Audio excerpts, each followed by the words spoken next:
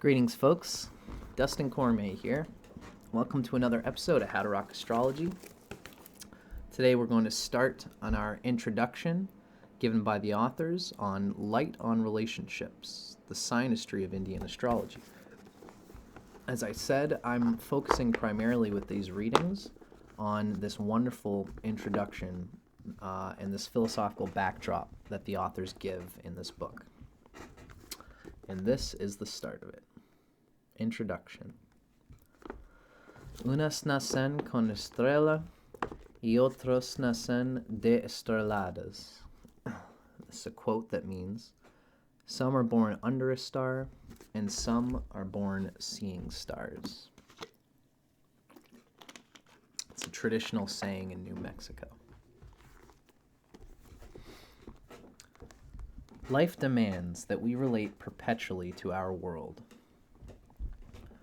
Our very existence depends on the regular intake of food, water, light, sound, love, and other nutrients that flow into us from sources outside of ourselves.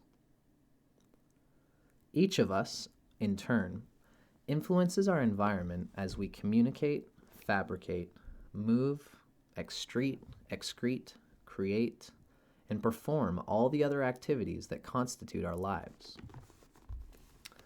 When we disturb the balance of these exchanges, we disturb the foundations of our being. Each of us also interacts continually with our social environment. We so crave to relate that we begin to encumber a child with relationship classifiers, sister, son, niece, etc., from the moment it is born. New descriptors, friend, mother, employee, manager, grandma, continue to pile on as the child ages. Even renunciates define themselves in terms of the society that they renounce. That's a funny way to put it. Indeed, spiritual development itself involves establishing a healthy relationship between the individual and a divine reality. None of us ever completely escapes becoming enmeshed in the web of human relationships. Few of us marry with the intention of eventually divorcing, but today's high rate of divorce suggests that many of us marry without accurately appraising a proposed relationship's potential. Many are the vantages from which we may examine our relating selves, but few are as clear-sighted as the Indian system of divination called Jyotisha. Jyotisha, the study of light, often referred to in English as Indian or Vedic astrology, has condensed the best of classical Indian philosophy and culture into clues for understanding the process of how we relate. By reflecting back to us insightful images of our manifold and convoluted relationships, astrology assists us in getting our bearings as we explore this difficult-to-chart territory of the web of human relationships. Life is relationship, and how well or poorly we relate to our environment and to the people we encounter determines how happy or unhappy our lives become. The wise among us become mindful of how they relate, for every encounter with the other influences our pursuit of health and happiness according to its degree of success. Some people enjoy extremely strong attachments to their mothers, for example, while others never even discover who bore them. Some individuals battle their bosses daily. Others become the teacher's pet. To review dispassionately our interactions with the others in our world is to gain perspective that may illuminate our steps as we move forward in relating. Act before pondering, and we are likely to find ourselves repeating and reinforcing unproductive patterns of relationship behavior. The horoscope often provides indications of which relationships, whether those of business partners or romantic associates, will prove easy or difficult for an individual. Sometimes, even without the help of a horoscope, it is obvious to us as soon as we meet someone new how well we will get along.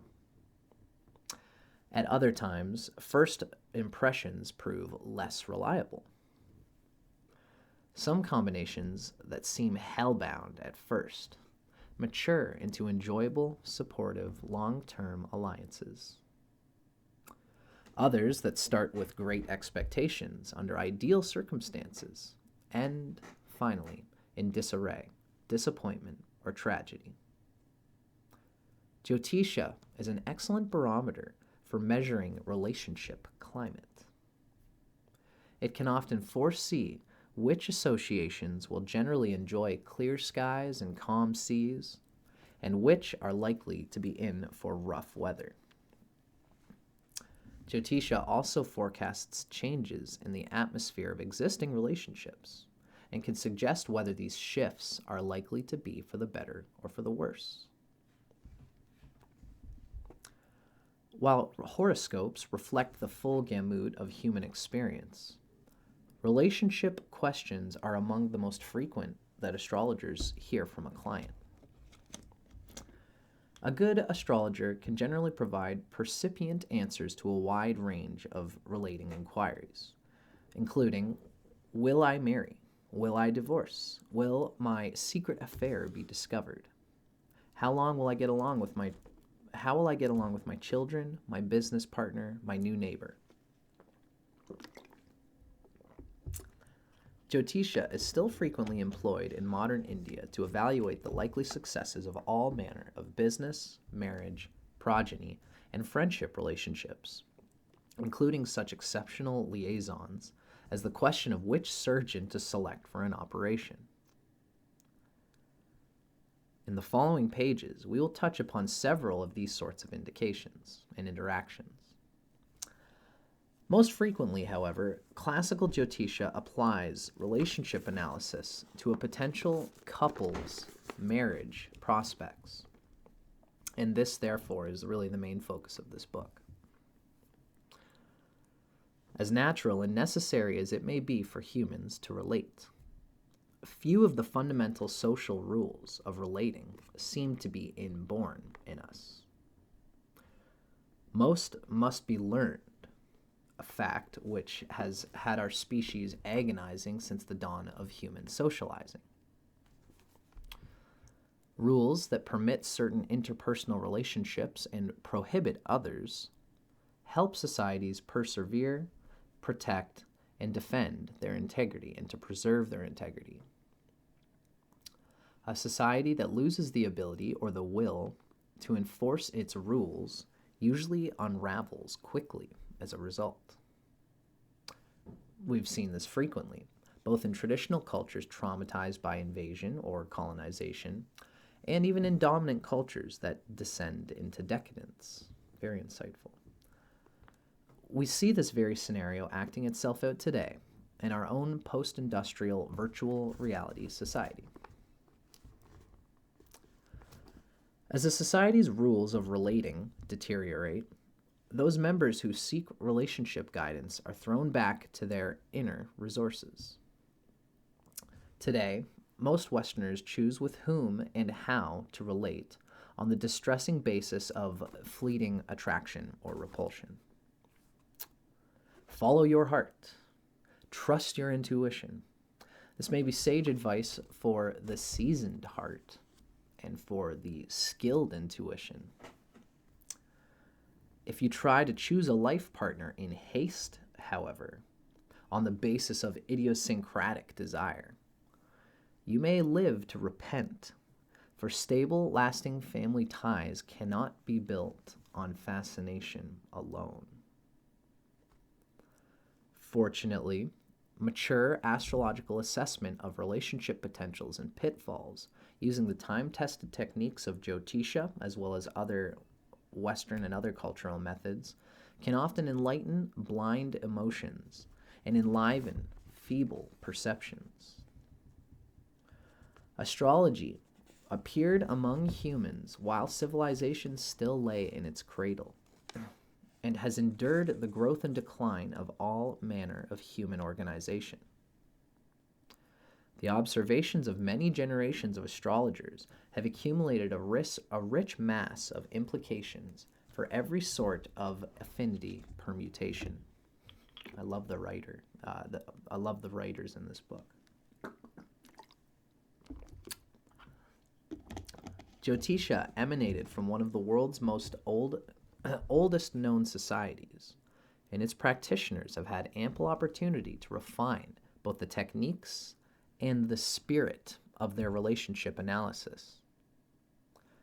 A good Jyotishi, it's a practitioner of Jyotish, respects the sanctity of both the human spirit and the traditions of Jyotisha, and aims to provide even-handed, humanistic assessments of relationship possibilities, rather than to exploit tradition to fetter individuals or to justify self-indulgent behavior with pop psychology. Because good relationships cannot be legislated by substituting one set of false ideals for another, there's little value in attempting to make our relationships work by returning to models of organizing society that existed when our ancient religions and astrology rose. It is equally unwise to conform to modern mores that are cobbled together by committee into politically correct norms. Ugh. So, there's a balance to be found here. What astrology can do, when properly practiced and used, is to break down false ideals about relationships, thereby establishing a fuller context within which our relationships can spread their wings. When we act after carefully observing a relationship's unique dynamic, we facilitate that relationship's development in the direction it most wishes to develop. We do well to work to permit change, not to manufacture it, and to act always with discerning commitment in our relationships. Everyone urges commitment nowadays, and there's little doubt that irresponsibility is now a national pastime.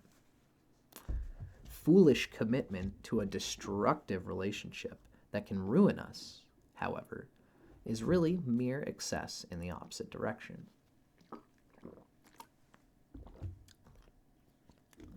We don't regard commitment to alcohol or drugs as noble or praiseworthy.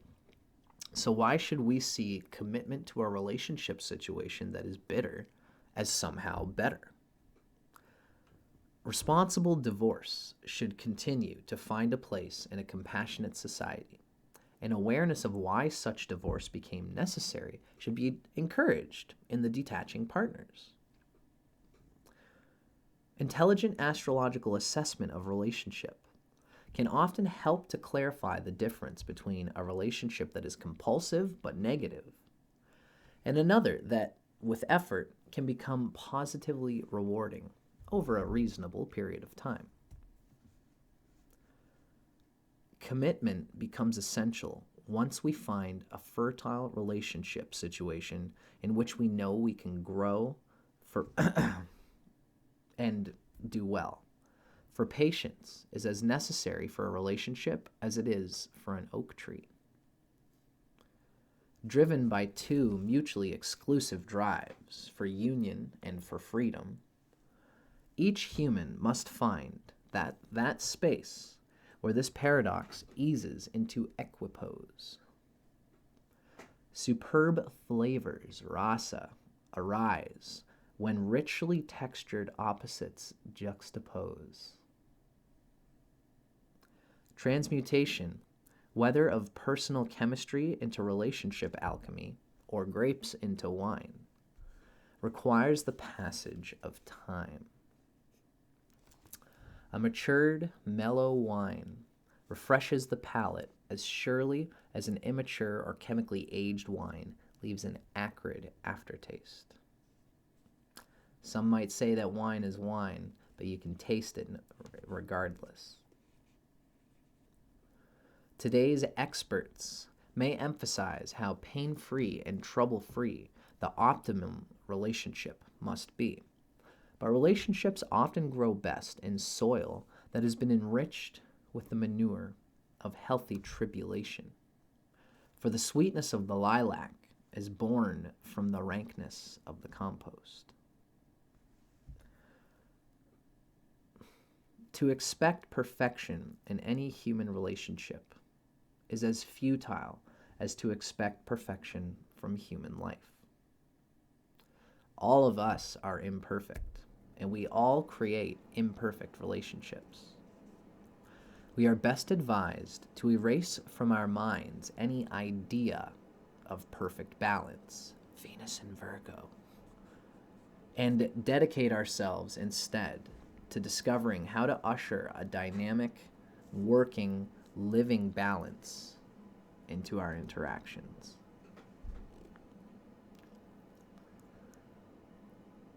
One of the most massive of the many illusions that the New Age has foisted upon us is the illusion that we are all perfect. Like most delusions, this one is founded in the distortion of a fundamental truth, that of the perfection of the absolute. Our animating principle is perhaps flawless. It's the absolute within all. But the instruments that it animates and through which it acts are not. They are, in fact, quite flawed.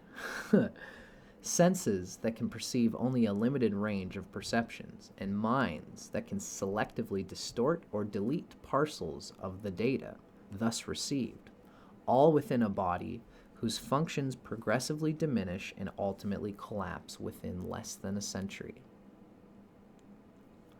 These instruments of our senses may, at best, achieve a relative perfection, discernible through comparison.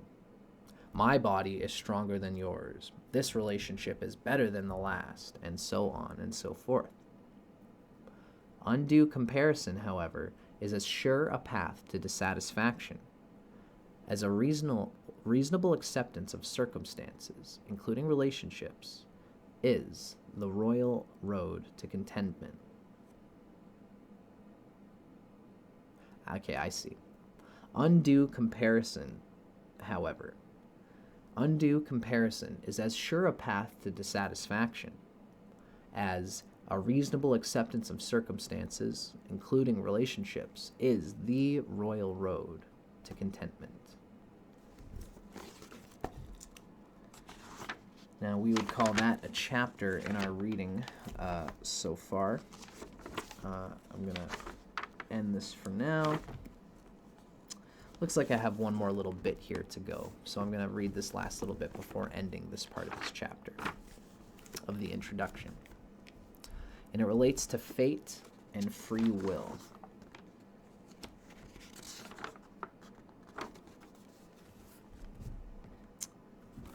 Fate and free will.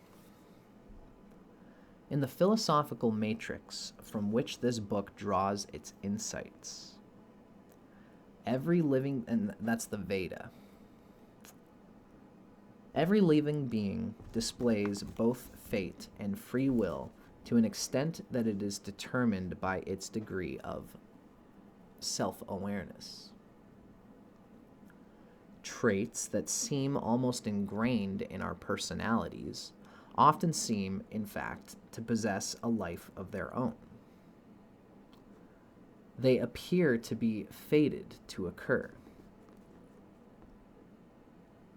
Willpower alone can suffice to dispel weakly held misconceptions, but strongly held ideals, false or true, may resist all our efforts to alter them, especially if they operate on the blurred periphery of our conscious ambit. Psychedelic writing.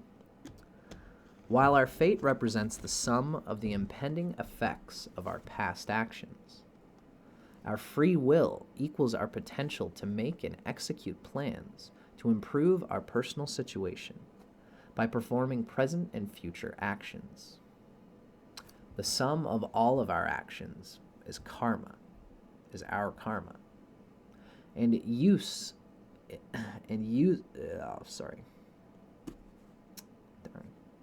The sum of all our actions is our karma.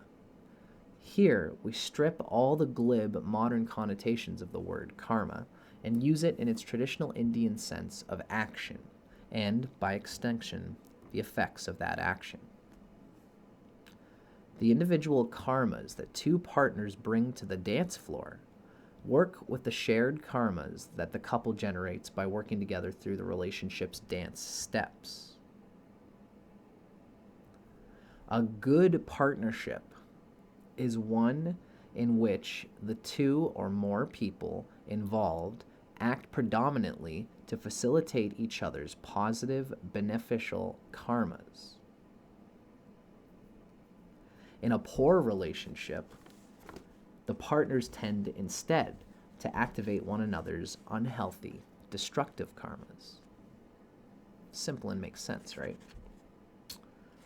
The sages of ancient India developed Jyotisha as a karma measuring apparatus, a karma scope that can inform us where and when our karmas will permit ideas to be shared, and so, therefore, for things to be smooth, between us and those with whom we relate. Jyotisha can also disclose where these ideals will be at odds, in what areas substantial work will be needed to even out the bumps, and when a relationship may be in danger of breaking up. A relationship's depth is often a function of its length and its nature, and Jyotisha can help us structure our relationship dynamics by providing us with perspectives on when and in what way our relationships and their difficulties are likely to arise and to dissipate. If Jyotisha's general objective truths could somehow be made infallible, they would become the magic bullet that would lay low all possible relationship difficulties. This, sadly, is impossible, for true knowledge never appears to us imperfect humans in a wholly objective form, precisely cut and dried. Relational knowledge, in particular, is almost impossible to abstract into some unvarying rational form. Jyotisha's efficacy thus depends, in good measure, on the subjective skills, the knowledge, experience, and intuition, the jnana, of the individual Jyotishi, of the practitioner of astrology. Jyotishical reasoning arranges and rearranges many different astrological factors, highlighting and juxtaposing them until a faithful image of reality coalesces within the Jyotishi's consciousness.